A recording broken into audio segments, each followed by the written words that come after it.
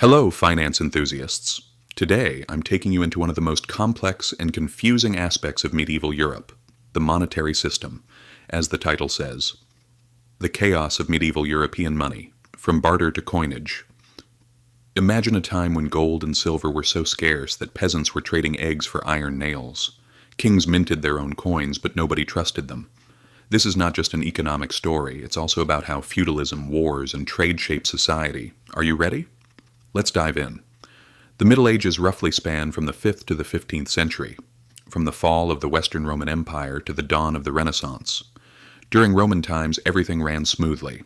The standard gold aureus, about 8 grams of pure gold, and silver denarius, 3.4 grams, circulated throughout the empire.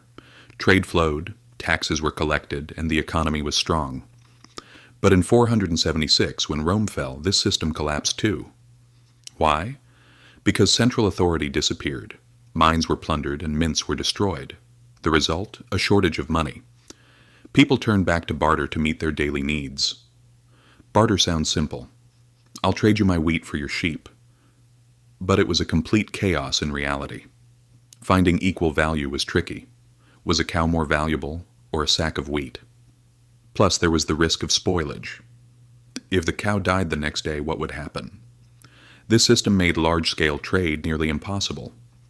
A merchant carrying cloth from Italy to England, what could he use to pay along the way?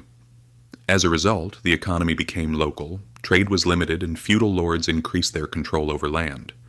The heart of the economy was in the hands of the lords who controlled the fiefdoms. From the 5th to the 8th centuries, coins did not disappear completely but were rare. The Merovingian kings in France minted gold tremises, but these were weak compared to Roman coins. As gold became scarce, silver came to the fore, since silver mines in Europe were more accessible. However, counterfeiting was common. Coins were diluted, mixed with copper. This fueled inflation. As money lost value, people lost trust in it. Economists today call this Gresham's law. Bad money drives out good. Low-quality coins remained in circulation while valuable ones were hoarded. But barter didn't last forever. In the second half of the 7th century, Frisian merchants in the North Sea region began minting small silver coins, siata. Each weighed about 1.2 grams and was highly pure. This facilitated trade in furs, amber, and even slaves. Around the same time, silver mines opened in Germany's Harz Mountains. The influx of silver sparked the transition from barter to coinage in Europe. Meanwhile, in the East, the Byzantine Empire maintained a stable system with the gold solidus, which kept its weight and became a symbol of trust. In the north, Vikings used silver obtained from Byzantine and Arab lands, in the form of hack silver, cut pieces of silver. Europe, therefore, consisted of economic islands, in contact with each other, rather than a single monetary system. By the 8th century, Charlemagne sought to reform Europe's monetary system. He introduced the standard silver denier, a livre, pound, equaled 20 sous, a sou equaled 12 deniers, totaling 240 deniers. Each denier weighed 1.7 grams of pure silver. This reform brought partial unity to Europe. Even in England, kings like Offa minted pennies of the same weight. But after Charlemagne's death, the empire fragmented, and so did the monetary system. Each count and duke minted their own coins. In France, a count's denier weighed 1.2 grams, while in Germany, a duke's could weigh up 1.6 grams.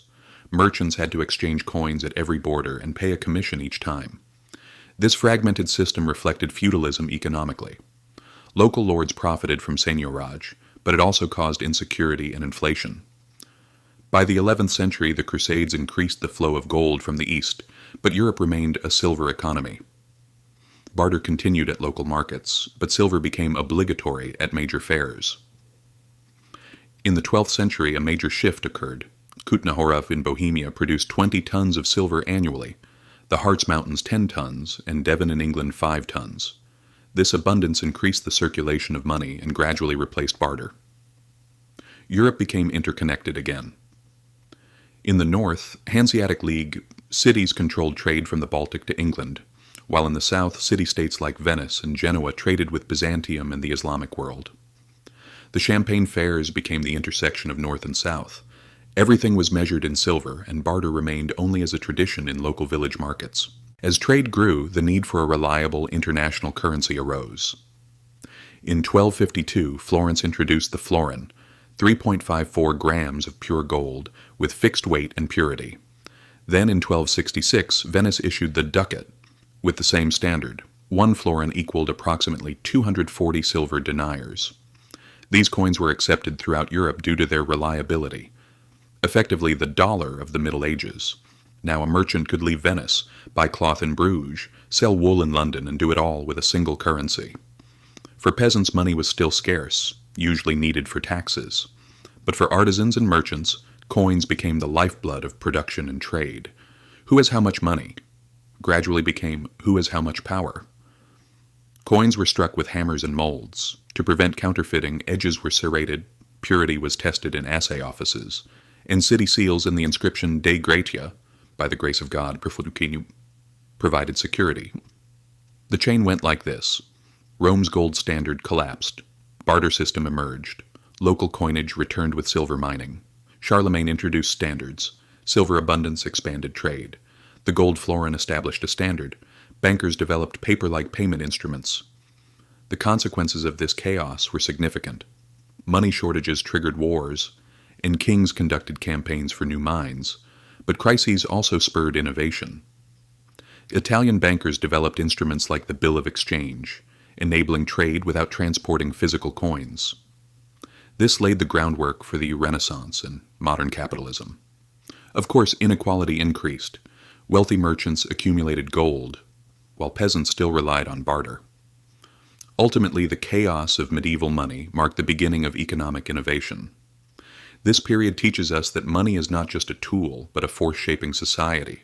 When central authority collapses, the economy falls apart, but crises also pave the way for progress. Do you think today's cryptocurrency world is going through a similar kind of chaos? Let's discuss in the comments. Don't forget to like, subscribe, and click the bell. Next time, we'll explore the Venetian ducat, power through currency. See you then.